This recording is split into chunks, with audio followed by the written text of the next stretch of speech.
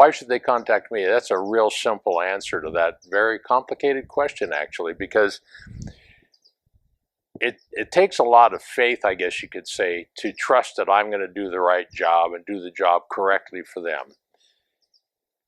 It's a question of, you can't just get up and walk on a roof and look at it and go, oh, there's leaks here, because you can't see them because they're underneath the membrane. Roofs are complicated structures. It's like I spent about a quarter of an hour one day talking to another thermographer who flies drones, and he's brand new in the industry. So I said, okay, here's what you need to understand. You have a membrane on the top. Underneath that, you don't know what you have unless somebody has kept good track of it with, as the architects and contractors building it. So you might have just plywood.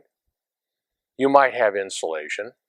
That insulation might be on top of plywood, which might be on top of a concrete deck, roof deck. So here you have 4 layers. Well, your membrane could be made out of 6 or 7 different kinds of materials, and they all age and react differently. So over a period of time, for example, if you have a black roof that is basically what they call a built-up roof, so they put down tar paper, basically, and then they seal it with hot asphalt, hot oil, basically, that's going to respond differently than a roof made out of a white membrane called PVC, polyvinyl chloride. So you have that. And then how is that material adhered to this next layer down? Is it all glued down? Is it just sitting there and floating on the roof? What kind of insulation do you have? Some kinds of insulation never absorb water over a 20-year lifespan.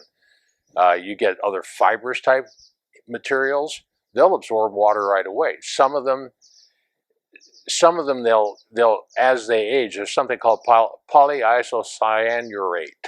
Polyiso is what I call it because it's easier.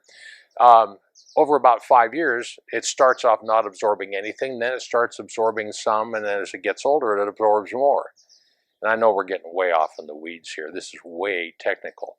But it points out that, yeah, you can get up and walk on your roof, and you will have no more information than if you took this little drone up and took a picture of it, or you go to Google Earth Pro and look at the roof of your building, and you can see what you can see. There's no need to go up there. You can get pictures, but you have no idea what's underneath that layer.